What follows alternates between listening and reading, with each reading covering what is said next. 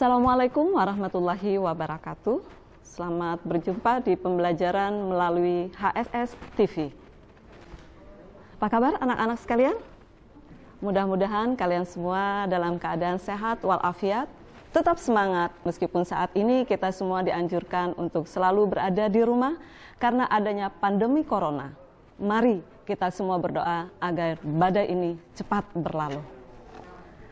Anak-anak ibu yang sangat ibu sayangi, hari ini ibu akan menemani anak-anak semua di rumah sambil belajar bahasa Indonesia.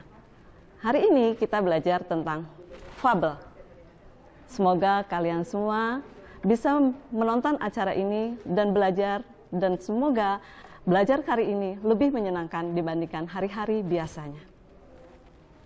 Anak-anak ibu, siapa di antara kalian yang sudah pernah mendengar istilah fabel? Ayo. Atau ada yang sudah pernah membaca fabel itu sendiri? Atau mungkin bahkan di antara kalian semua ada yang pernah menonton tayangan berupa fabel? Ibu yakin pasti di antara kalian ada yang pernah mendengar cerita kancil dan buaya. Nah, cerita kancil dan buaya itu merupakan salah satu contoh fabel yang sangat terkenal. Dan mungkin sudah pernah kalian dengar mulai sejak TK, SD, karena kalian tahu sendiri, fabel kancil dan buaya sering dibacakan atau diceritakan oleh orang tua kalian. Baiklah, agar lebih jelas lagi, marilah kita bersama-sama membahas tentang fabel. Fabel adalah cerita tentang kehidupan binatang yang berperilaku menyerupai manusia. Karena kita semua manusia, tentu kita tahu perilaku-perilaku apa saja yang kita miliki. Dan perilaku-perilaku itulah yang diperankan oleh binatang yang terdapat dalam cerita fabel tersebut. Fabel termasuk cerita fiksi atau disebut juga dengan cerita rekaan. Mengapa demikian? Karena ceritanya bukan bercerita tentang kehidupan nyata yang ada sekarang ini. Teks cerita fabel tidak hanya mengisahkan kehidupan binatang, tetapi juga mengisahkan kehidupan manusia dengan segala karakternya yang diperankan oleh binatang. Kita tahu manusia ada yang jahat, ada yang baik. Demikian juga karakter binatang yang terdapat dalam fabel. Binatang-binatang yang ada dalam fabel ada yang berperan atau memiliki karakter yang baik, jujur, sopan, pintar, bahkan mereka juga suka menolong. Binatang-binatang tersebut juga memiliki perasaan seperti layaknya manusia. Bisa merasa senang, bisa merasa sedih, bisa juga merasakan hal-hal yang lain. Bahkan binatang-binatang dalam cerita fabel bisa digambarkan menangis ataupun melompat-lompat seperti layaknya manusia. Demikian juga sebaliknya. Karakter binatang pun yang digambarkan dalam fabel bisa memiliki karakter yang licik, sombong, suka menipu, culas, dan sebagainya. Semua karakter tersebut pasti dimiliki oleh manusia. Fabel sering juga disebut dengan cerita moral, karena pesan yang terdapat di dalamnya semua berkaitan erat dengan moral-moral yang ada di lingkungan kita. Sekarang, kalian sudah semakin mengerti kan apa yang dimaksud dengan fabel? Oke, sekarang Ibu akan melanjutkan penjelasan tentang ciri-ciri umum yang dimiliki oleh fabel. Semua benda, baik itu benda hidup maupun benda mati, pasti memiliki ciri-ciri umum yang tentu dimaksudkan agar bisa memudahkan kita membedakannya dengan benda-benda yang lain. Ciri-ciri umum fabel bisa diperhatikan di sini.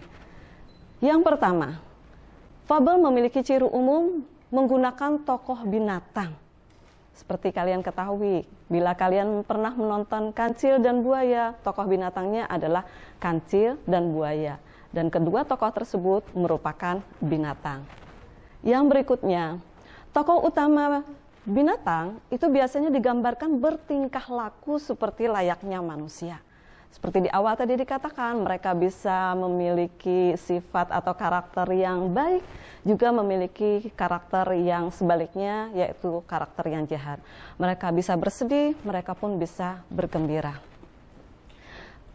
Selanjutnya, ciri yang ketiga yaitu fabel biasanya disampaikan dengan cara penceritaan yang pendek.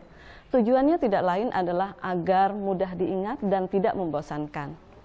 Karena seringnya fabel ini dibacakan untuk anak-anak. Yang berikutnya lagi, ciri yang keempat.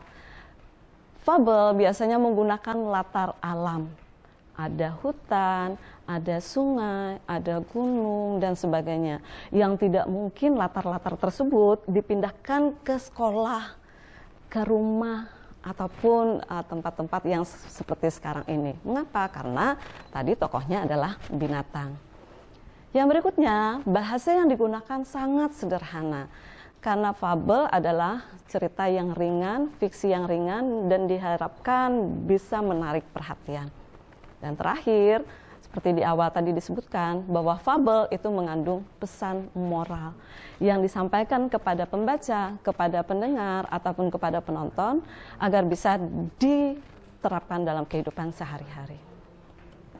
Dengan mengenali ciri-ciri umum yang terdapat dalam fabel tersebut, mudah-mudahan anak-anak ibu lebih mengenal tentang fabel. Tentu saja, ciri-ciri tersebut berbeda dengan cerita yang lainnya. Nah, sekarang kalian sudah mengerti kan apa yang dimaksud dengan fabel dan ciri umumnya? Iya, ibu yakin kalian sudah mengerti. Nah, sebelum kita berpisah, mari kita simpulkan bersama pembelajaran kita hari ini. Fabel adalah cerita tentang kehidupan binatang yang berperilaku menyerupai manusia. Cerita dalam fabel tidak hanya mengisahkan kehidupan binatang, tapi juga mengisahkan kehidupan manusia dengan segala karakternya yang diperankan oleh binatang. Sementara itu, fabel memiliki ciri-ciri umum, antara lain menggunakan tokoh binatang, tokoh utamanya bertingkah laku seperti manusia, penceritaan pendek, menggunakan latar berupa alam, bahasa yang digunakan sederhana, dan yang terakhir mengandung pesan moral. Demikianlah pembelajaran kita hari ini. Sebelum ibu tutup, ibu ingatkan, karena kalian sekarang berada di rumah, tolong kalian manfaatkan waktu di rumah dengan sebaik-baiknya. Tidak salahnya jika kalian mencari bacaan berupa fabel atau mencari tontonan-tontonan yang bermanfaat.